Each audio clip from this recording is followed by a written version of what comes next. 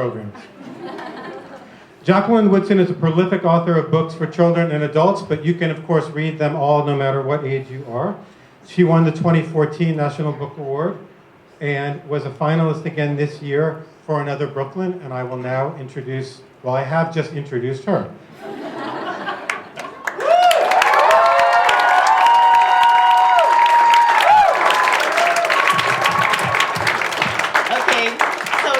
Warned me about that reverse alphabetical order thing.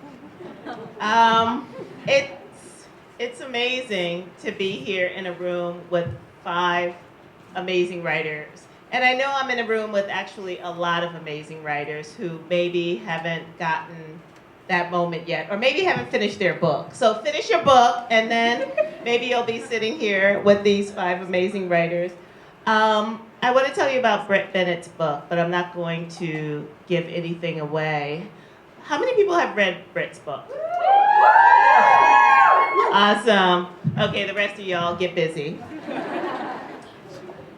Before I talk about Brit's book, I guess I need to echo Lisa in talking about the time we're living in, and echo Ben and BJ.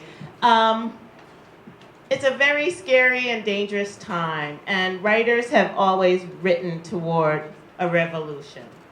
And for those of you who are thinking, how do I get published now? Write toward the revolution.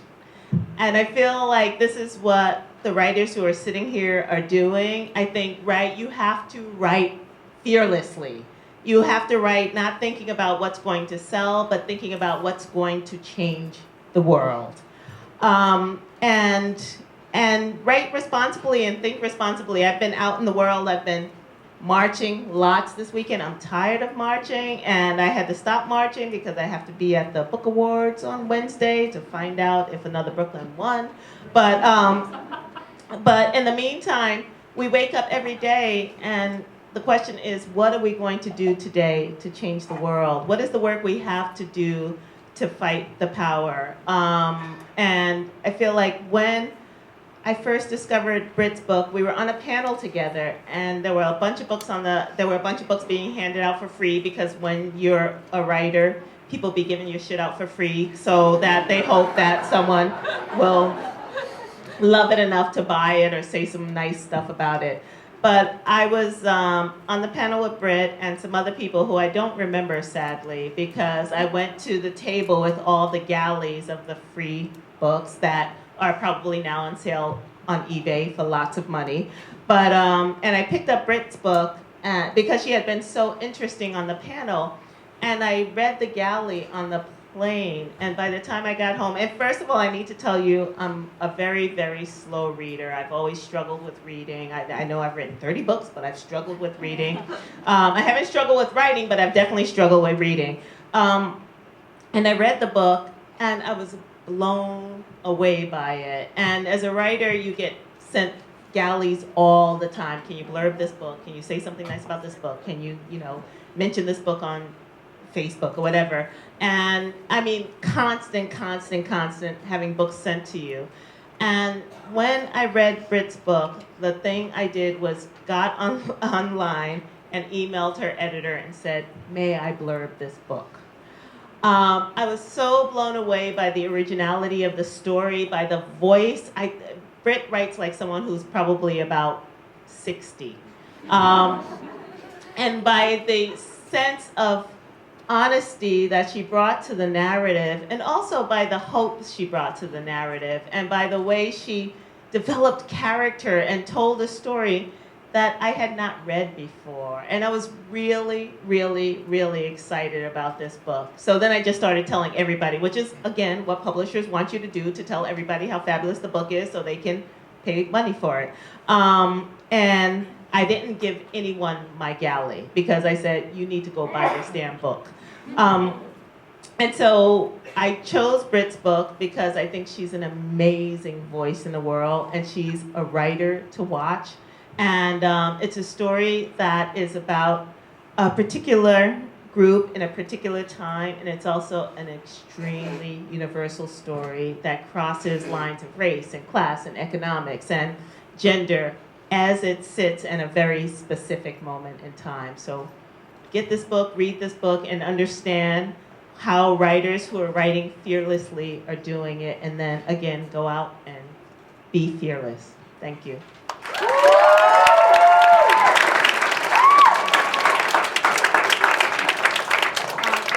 Thank you for, can you guys hear me okay? Yeah. Thank you for that amazing introduction. It's so surreal to be here and to be nominated by a writer I admire so deeply. Thank you everybody for coming. Thank you to the National Book Foundation for having this event. I think I'm just going to read a page for you guys. So I'm just going to read from the first page and read you guys a little bit of the beginning of The Mothers. We didn't believe when we first heard, because you know how church folk can gossip. Like the time we all thought 1 John, our head usher, was messing around on his wife because Betty, the pastor's secretary, caught him cozying up at brunch with another woman. A young, fashionable woman at that, one who switched her hips when she walked, even though she had no business switching anything, in front of a man married 40 years. You could forgive a man for stepping out on his wife once, but to romance that young woman over buttered croissants at a sidewalk cafe, now that was a whole other thing. But before we could correct 1 John, he showed up at Upper Room Chapel that Sunday with his wife and the young, hip-switching woman, a great niece visiting from Fort Worth, and that was that. When we first heard, we thought it might be that type of secret. Although we have to admit it felt different, tasted different too. All good secrets have a taste before you tell them, and if we'd taken a moment to swish this one around our mouths, we might have noticed the sourness of an unripe secret, plucked too soon, stolen and passed around before its season. But we didn't. We shared this sour secret, a secret that began the summer Nadia Turner got knocked up by the pastor's son and went to the abortion clinic downtown to take care of it. She was 17 then. She lived with her father, a Marine, and without her mother, who had killed herself 6 months earlier. Since then, the girl had earned a wild reputation. She was young and scared and trying to hide her scared in her prettiness. And she was pretty, beautiful even, with amber skin, silky long hair, and eyes swirled brown and gray and gold. Like most girls, she'd already learned that pretty exposes you and pretty hides you. And like most girls, she hadn't yet learned how to navigate the difference.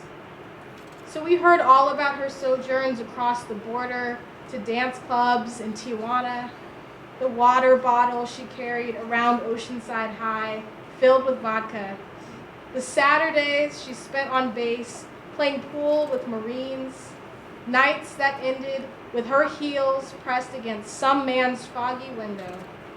Just tales, maybe, except for one we now know is true. She spent her senior year of high school rolling around in bed with Luke Shepard, and come springtime, his baby was growing inside her. Thank you.